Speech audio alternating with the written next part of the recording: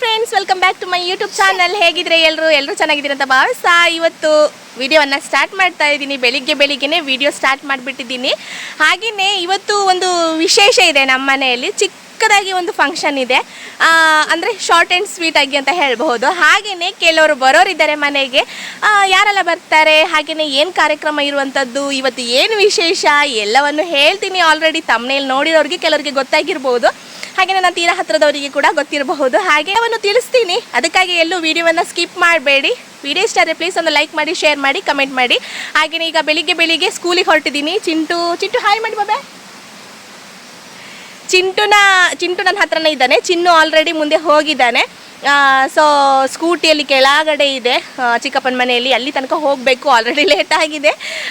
ಅದರ ಮಧ್ಯದಲ್ಲಿ ಸ್ವಲ್ಪ ವಿಡಿಯೋ ಮಾಡ್ಕೊಳ್ಳುವ ಅಂತ ಹೇಳಿ ನಿಂತಿದ್ದೀನಿ. ಹಾಗೆ ಈ ವಿಡಿಯೋ ಬೆಳಿಗ್ಗೆಯಿಂದ ಕಂಟಿನ್ಯೂ ಆಗುತ್ತೆ ಟಿಲ್ ನೈಟ್ ತನಕ. ಫುಲ್ ಎಂಟರ್ಟೈನ್ಮೆಂಟ್ ವಿಡಿಯೋ ಅಂತ ಹೇಳಬಹುದು. ಎಲ್ಲೂ ಸ್ಕಿಪ್ ಮಾಡಬೇಡಿ.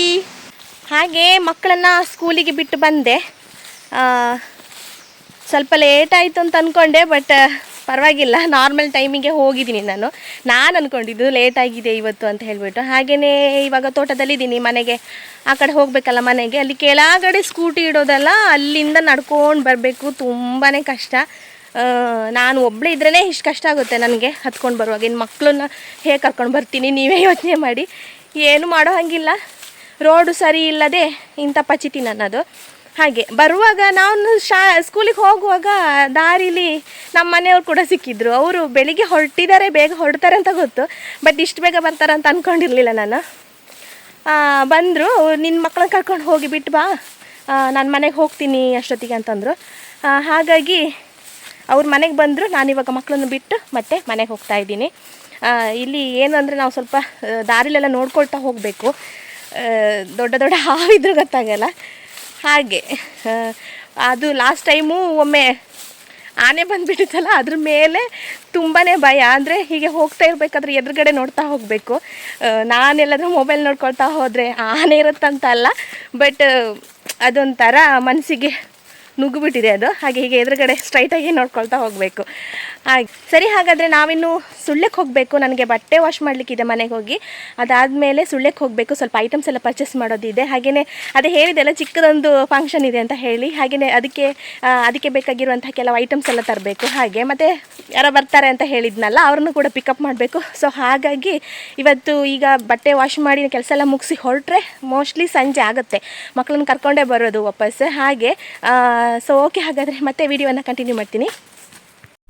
ಹಾಗೆ ಫ್ರೆಂಡ್ಸ್, ಮನೆಗೆ ಹೋಗಿಬಿಟ್ಟು ಬಟ್ಟೆ ಎಲ್ಲ ವಾಶ್ ಮಾಡಿಬಿಟ್ಟು ಚಿಕ್ಕ ಪುಟ್ಟ ಕೆಲಸ ಇದ್ದಿದ್ದನ್ನೆಲ್ಲ ಮುಗಿಸ್ಕೊಂಡು ಮತ್ತೆ ಟೀ ಎಲ್ಲ ಸ್ವಲ್ಪ ಕುಡ್ಕೊಂಡು ಮತ್ತೆ ನಾವಿವಾಗ ಹೊರಟಿದ್ದೀವಿ. ನೋಡಿ, ನಮ್ಮ ಭಾವ ಇಲ್ಲೇ ಕಾರ್ ಇಟ್ಬಿಟ್ಟಿದ್ದಾರೆ ರೋಡ್ ಸೈಡಲ್ಲೇ. ಹಾಗೆಯೇ ಕೆಲವರು ಬೈಕ್ಗಳನ್ನು ಇಲ್ಲೇ ಇಟ್ಬಿಡ್ತಾರೆ. ಮೇಲ್ಗಡೆ ಹೋಗೋಕ್ಕೆ ಸ್ವಲ್ಪ ಕಷ್ಟ ಆಗುತ್ತೆ.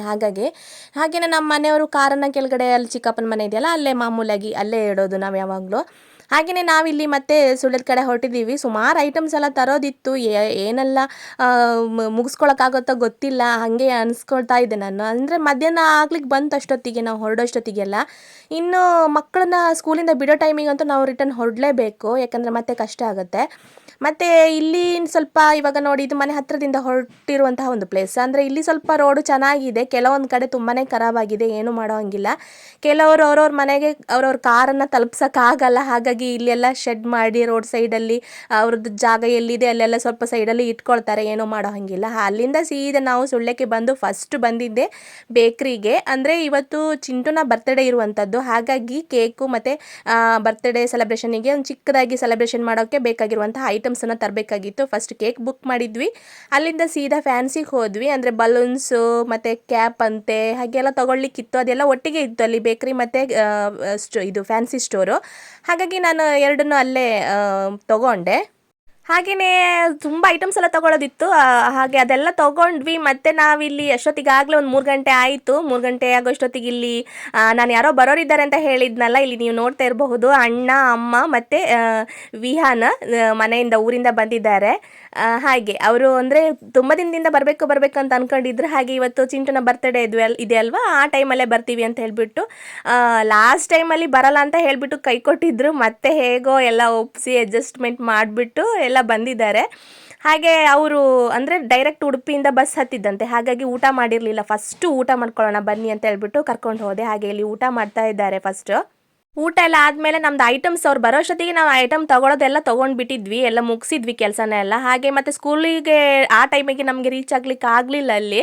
ಅಂದರೆ ಸ್ವಲ್ಪ ಮುಂಚೆ ಹೋಗಬೇಕಿತ್ತು ಅಂದ್ಕೊಂಡಿದ್ದೆ, ಹಾಗೆ ಆಗಲಿಲ್ಲ. ಆಮೇಲೆ ಇಲ್ಲಿ ಮಾಧವ ಅಣ್ಣನ ಕೋಳಿ ಅಂಗಡಿ, ಅಂದರೆ ಫಸ್ಟಿಗೆ ಇಲ್ಲಿ ಹರಿಭಾವ ಇದ್ದಿದ್ರು, ನಾನು ಸುಮಾರು ಸಲ ತೋರಿಸಿದ್ದೆ ನನ್ನ ವೀಡಿಯೋದಲ್ಲಿ.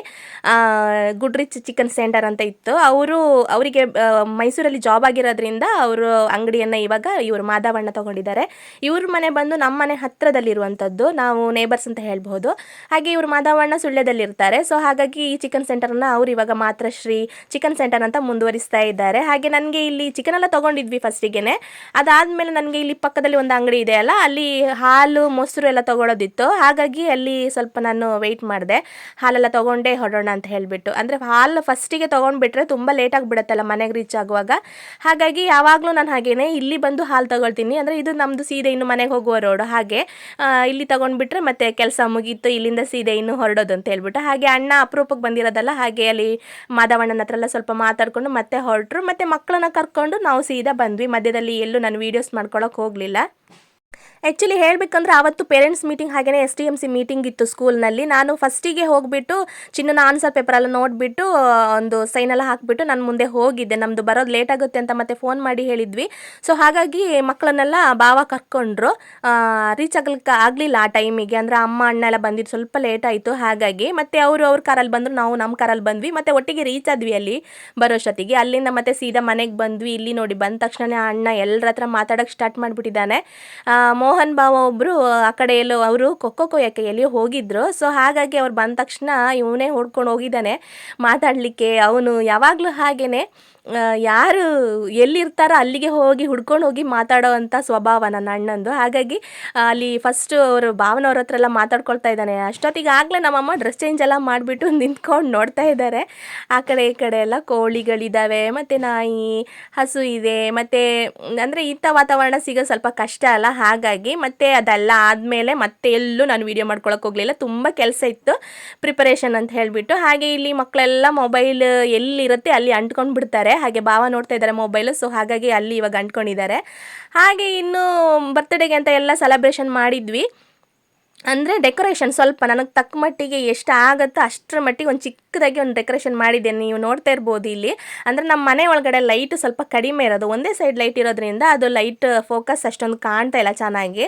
ಸೊ ಲೈಟ್ ಫೋಕಸ್ ಇದ್ದರೆ ತುಂಬ ಚೆನ್ನಾಗಿ ಕಾಣ್ತಾ ಇತ್ತು. ಇರೋದ್ರಲ್ಲಿ ನನಗೆ ಎಷ್ಟಾಗುತ್ತೋ ಅಷ್ಟರ ಮಟ್ಟಿಗೆ ಒಂದು ಚಿಕ್ಕ ರೀತಿಯಲ್ಲಿ ನಾನು ಮಾಡಿದ್ದೀನಿ, ಸಾಕು. ಮಕ್ಕಳಿಗೆ ಅಂದರೆ ಖುಷಿ ಪಡಿಸ್ಬೇಕು ನಾವು ಅಲ್ವಾ. ಬರ್ತ್ಡೇ ಅಂದರೆ ಹಾಗೆಯೇ ಅವ್ರೇನು ದೊಡ್ಡದಾಗಿ ಏನು ಕೇಳಲ್ಲ, ಕೇಳೋದೊಂದು ಚಿಕ್ಕದು ಒಂದು ಏನು ಕೇಕ್, ಹಾಗೆಯೇ ಒಂದು ಸೆಲೆಬ್ರೇಷನ್ ಎಲ್ಲರೂ ಜೊತೆ ಸೇರ್ಕೊಂಡು ಅವ್ರಿಗೆ ಕೇಕ್ ಎಲ್ಲ ಕಟ್ ಮಾಡಿಸ್ಬಿಟ್ಟು ಏನೋ ಒಂದು ನಾವು ಖುಷಿಲಿ ಬೊಬ್ಬೆ ಹಾಕಿದರೆ ಅದೇ ಸಾಕು ಅವರಿಗೆ. ಹಾಗೆಯೇ ಇಲ್ಲಿ ಒಳಗಡೆ ಏನೂ ಕಾಣ್ತಾ ಇಲ್ಲ. ಇದು ಬೆನೀಶಾ ಮಾಡಿರೋ ವಿಡಿಯೋ. ನಾನು ಬಡ್ರೊಟ್ಟಿ ಎಲ್ಲ ಮಾಡ್ತಾ ಇದ್ದೆ, ನಾವು ಅಡುಗೆ ಎಲ್ಲ ಆಲ್ರೆಡಿ ಫಿನಿಶ್ ಮಾಡಿದ್ವಿ ಅಷ್ಟೊತ್ತಿಗಾಗಲೇ ಎಲ್ಲರೂ ಒಟ್ಟು ಸೇರಿಕೊಂಡು. ಹಾಗೆಯೇ ಲಾಸ್ಟಿಗೆ ಬಡ್ರೊಟ್ಟಿ ಅಂದರೆ ಫ್ರೆಶ್ ಆಗಿ ಬಿಸಿ ಬಿಸಿ ಆವಾಗಲೇ ಮಾಡ್ಕೊಂಡು ತಿನ್ನಬೇಕು. ಹಾಗಾಗಿ ಅದಷ್ಟೊತ್ತಿಗೆ ಮಾತ್ರ ಮಾಡ್ತಾ ಇದ್ವಿ. ಇನ್ನೇನು ಕೇಕ್ ಕಟ್ ಮಾಡೋದು ಮತ್ತು ಊಟ ಮಾಡೋದು ಅಷ್ಟೇ. ಇದು ಸ್ವಲ್ಪ ಲೈಟ್ ಪ್ರಾಬ್ಲಮಿಂದಾಗಿ ಮತ್ತು ಬೆನೀಶಾ ಮಾಡಿರೋದಲ್ಲ ಅಷ್ಟೊಂದು ಕ್ಲಿಯರಾಗಿ ಬಂದಿಲ್ಲ. ಬಟ್ ನನಗೆ ಈ ವಿಡಿಯೋನ ಆ್ಯಡ್ ಮಾಡಲೇಬೇಕು, ನನಗೆ ವಾಯ್ಸ್ ಓವರ್ ಮಾಡಬೇಕಂದ್ರೆ, ಹಾಗಾಗಿ ಆ್ಯಡ್ ಮಾಡ್ತಾ ಇದ್ದೀನಿ. ಸಾಕು ಅಂತ ಹೇಳ್ತಾ ಇದ್ದೀನಿ. ಬಟ್ ಅವಳು ಯಾವ ಥರ ಮಾಡಿದ್ದಾಳೆ ವಿಡಿಯೋ ಅಂತ ನಾನು ನೋಡಿರಲಿಲ್ಲ. ಸೊ ಇದರಲ್ಲಿ ಆ್ಯಡ್ ಮಾಡಿಬಿಟ್ಟಿದ್ದೀನಿ. ಇನ್ನೊಂದು ಸರ್ತಿ ಮಾಡೋವಾಗ ಕ್ಲಿಯರಾಗಿ ಮಾಡ್ಕೊಳ್ತೀನಿ ಆದಷ್ಟು. ಹಾಗೆಯೇ ಹಂದಿ, ಕೋಳಿ, ಬಡ್ರೊಟ್ಟಿ, ರೈಸು ಎಲ್ಲ ಇತ್ತು. ನೀವು ನೋಡ್ತಾ ಇರ್ಬೋದು, ಕಾಣ್ತಾ ಇಲ್ಲ ಅಷ್ಟೊಂದು ಕ್ಲಿಯರಾಗಿ ಅಲ್ವಾ. ಇನ್ನು ಹಾಗೆಯೇ ಆವತ್ತು ಪಾಣತೂರಿಗೆ ಭಾವ ಕೂಡ ಹೋಗಿದ್ರು ಬೆಳಿಗ್ಗೆ. ಅವರು ಬರುವಾಗ ಮೀನು ತಂದಿದ್ರು, ಅದನ್ನು ಕೂಡ ಫ್ರೈ ಮಾಡಿಬಿಟ್ಟು ಇಟ್ಟಿದ್ರು ನಮ್ಮ ಅಕ್ಕ ನಾವು ಬರೋಷ್ಟೊತ್ತಿಗೆ. ಹಾಗೆಯೇ ಬೆನೀಶನ ಕೈಯಲ್ಲಿ ನೀವು ನೋಡ್ತಾ ಇರಬಹುದು ಬಡ್ರೊಟ್ಟಿನ, ಅಂದರೆ ಸ್ವಲ್ಪ ರೋಸ್ಟ್ ಮಾಡಿಕೊಟ್ರೆ ಮಕ್ಕಳು ಹೀಗೆ ಹಿಡ್ಕೊಂಡು ತಿಂತಾ ಇರ್ತಾರೆ ಅವರಷ್ಟಕ್ಕೆ ಅವ್ರು ಆಟ ಆಡ್ಕೊಂಡು. ಹಾಗೆಯೇ ತುಂಬ ಜನ ಕೇಳ್ತಾ ಇದ್ರು ನನ್ನ ಹತ್ರ, ಬಡ್ರೊಟ್ಟಿ ಎಲ್ಲ ನಿಮ್ಮೂರಲ್ಲಿ ಹೇಗೆ ಮಾಡೋದು ಅಂತ ಹೇಳ್ಬಿಟ್ಟು. ಯಾರಿಗಾದರೂ ಅದನ್ನು ಹೇಗೆ ಮಾಡೋದು ಅಂತ ತಿಳ್ಕೊಳ್ಬೇಕು ಅಂತಂದರೆ ನಾನು ಆಲ್ರೆಡಿ ನಂದು ಹಳೇ ವೀಡಿಯೋದಲ್ಲಿ ತೋರಿಸಿದ್ದೀನಿ. ಇನ್ನೊಂದು ಸಲ ನಿಮ್ಗೆ ಏನಾದರೂ ನೋಡಬೇಕು ತಿಳ್ಕೊಳ್ಬೇಕು ಅಂತ ಇದ್ದರೆ ಕಮೆಂಟ್ ಬಾಕ್ಸಲ್ಲಿ ಕಮೆಂಟ್ ಮಾಡಿ, ಬಡ್ರೊಟ್ಟಿ ಅಂತ ಹೇಳಿ ಕಮೆಂಟ್ ಮಾಡಿ, ನಾನು ಆದರೂ ಕೂಡ ವೀಡಿಯೋ ಮಾಡ್ಕೊಳ್ತೀನಿ. ಹಾಗೆಯೇ ಇನ್ನೊಂದು ವಿಷಯ ಅಂತಂದರೆ ನಮ್ಮ ಮನೆಯವರು ವೀಡಿಯೋ ಮಾಡ್ಕೊಂಡು ನೋಡಿ ಇಲ್ಲಿ ಬೆಲ್ಲಕ್ಕೆ ಇರುವೆ ಮುತ್ಕೊಂಡಂಗೆಲ್ಲ ಮುತ್ಕೊಂಡಿದ್ದಾರೆ ನೋಡು ಅಂತ. ನಮ್ಮ ಮನೇಲಿ ಯಾವಾಗಲೂ ಹಾಗೆಯೇ ಯಾರ್ದಾದ್ರೂ ಬರ್ತಡೇ ಇದ್ದು ನಾವು ಕೇಕ್ ತೊಗೊಂಡು ಬಂದರೆ ಫಸ್ಟ್ ಅದು ಓಪನ್ ಮಾಡೋಕ್ಕೆ ಬಿಡಲ್ಲ. ಒಂದು 6 ಜನ ಇದ್ದಾರಲ್ಲ ಇವರು, 6 ಜನನೂ ಮುತ್ಕೆ ಹಾಕ್ಬಿಡ್ತಾರೆ. ಯಾರ್ದು ಬರ್ತಡೇ ಅಂತಾರೆ ನಮಗೆ ಕನ್ಫ್ಯೂಸ್ ಆಗಿಬಿಡುತ್ತೆ, ಆ ರೀತಿಯಾಗಿ ಮಾಡಿಬಿಡ್ತಾರೆ ನಮಗೆ. ಸೊ ಏನು ಮಾಡೋಂಗಿಲ್ಲ, ಮಕ್ಕಳಲ್ವ, ಅವರಿಗೆ ಇಷ್ಟ ಆಗೋದೇ ಕೇಕ್. ಅವರು ಅವರು ಕೇಕ್ಗೋಸ್ಕರನೇ ಬರ್ತ್ಡೇ ಆಚರಿಸ್ಕೊಳ್ಬೇಕು ಅಂತ ಹೇಳ್ಬಿಟ್ಟು ಕಾಯ್ತಾ ಇರ್ತಾರೆ. ಹಾಗೆಯೇ ಇವತ್ತು ವಿಹಾನ್ ಕೂಡ ಸೇರ್ಕೊಂಡಿದ್ದಾನೆ ಇದರಲ್ಲಿ. ಅವನು ತುಂಬಾ Happy birthday to you. Happy birthday to you. Happy birthday to you. ಹಾಗೆಯೇ ಇನ್ನೊಂದು ವಿಷಯ ನಾನು ಸುಮಾರು ಸಲ ಹೇಳಿದ್ದೀನಿ, ನಮ್ಮ ಮನೇಲಿ ಯಾವ ಮಕ್ಕಳು ಬರ್ತಡೇ ಆದರೂ ಕೂಡ ನಾವೆಲ್ಲ ಮಕ್ಕಳನ್ನು ಜೊತೆಗೆ ಸೇರಿಸ್ಬಿಟ್ಟು ಎಲ್ಲರೂ ಬರ್ತಡೇ ಅನ್ನೋ ರೀತಿಯಲ್ಲಿ ಸೆಲೆಬ್ರೇಷನ್ ಮಾಡ್ತೀವಿ.